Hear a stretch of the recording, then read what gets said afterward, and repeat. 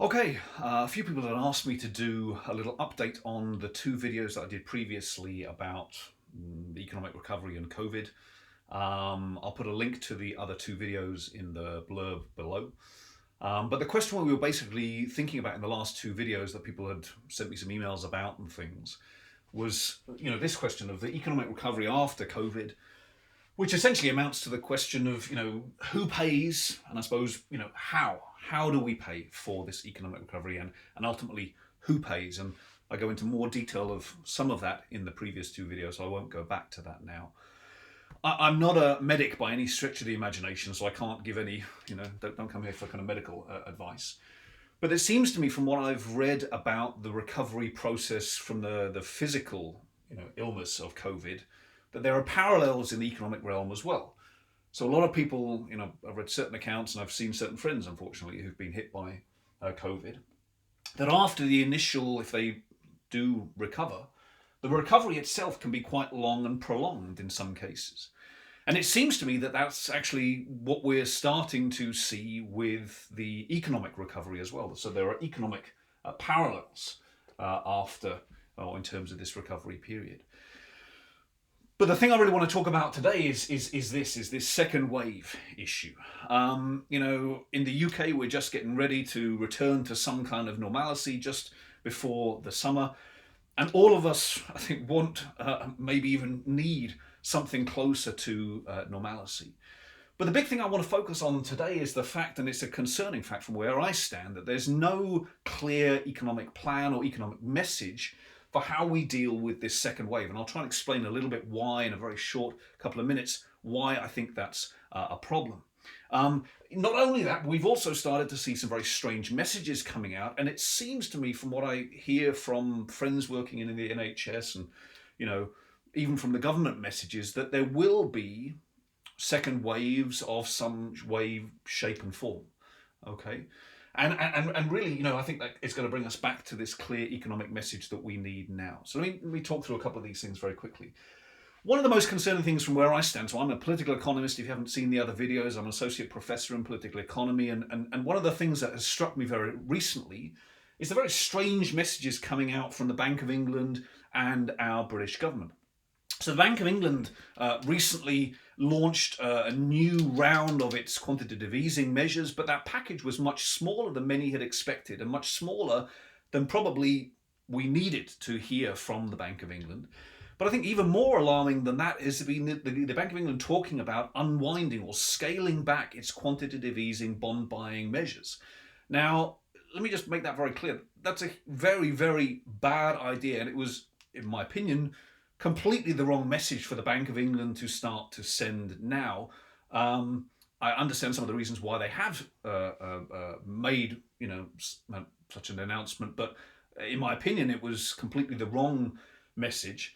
And there's also been this very strange game that the Bank of England's been playing, where it's kind of pretending not to be financing the government deficit when, for all intents and purposes, and pretty much everyone in the know knows that they have been, and this is what they are doing.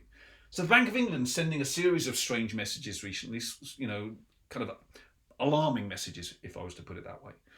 But also the government, the British government, again, very unclear, mixed messages coming from the British government. So we have the SNP in Scotland saying that they've heard from within Number 10, and there's conversations going on about extending the furlough schemes, extending the kind of the government promises, the government guarantees beyond whenever it is, October, November.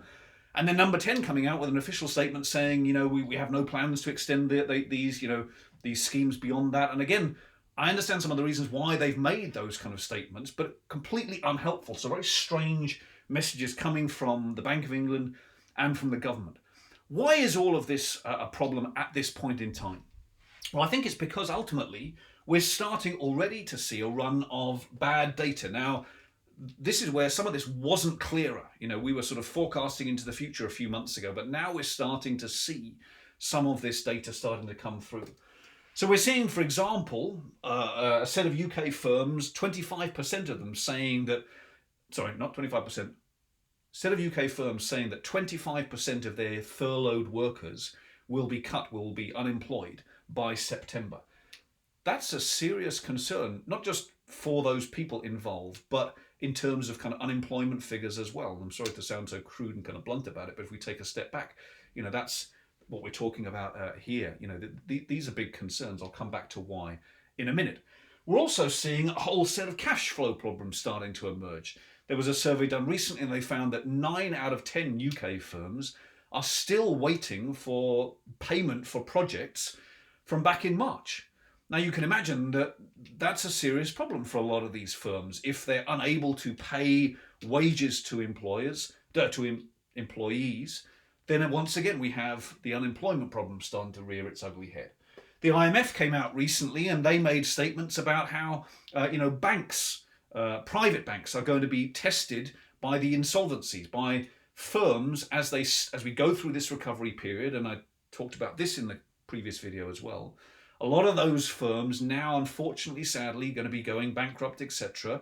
And the IMF is pointing to how that's going to place problems, cause problems for the banks that were involved in lending the money to get through this initial phase of the COVID. So once again, we're back to this problem of, what does the recovery look like? What is needed? The question of who pays and how. And this just leads me to one clear message, I think, in conclusion, that what we need from the government and the Bank of England right now is a clear economic plan.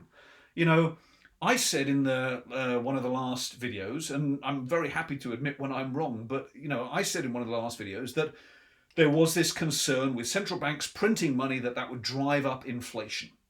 That's been the argument that the government and the central bank themselves have put forward recently. But if we start to factor in some of this, we're talking about, potentially, right, wait for it here, potentially 6 million unemployed people. That's just the UK. I mean, I can't speak for the US or other Western European countries, but for the UK, potentially we're talking about 6 million unemployed people. Now, without going into all the details, that would be a separate video, but unemployment is going to keep inflation down, very simply put, right? So that inflation argument doesn't stand up. I was wrong, happy to admit that. But this leads us back to this point that we need from the government and the Bank of England a clear economic plan. And we need a clear economic plan that basically says two things. One, that we will extend these schemes if necessary. That would give a lot more confidence, I think, to employers. And from the Bank of England, a message that says we're standing ready to do whatever it takes to help the UK economy through this recovery, not a message that we're thinking about scaling back these schemes. That's completely the wrong message to be sending right now. But a clear economic plan, a clear economic message would go a long way at this point.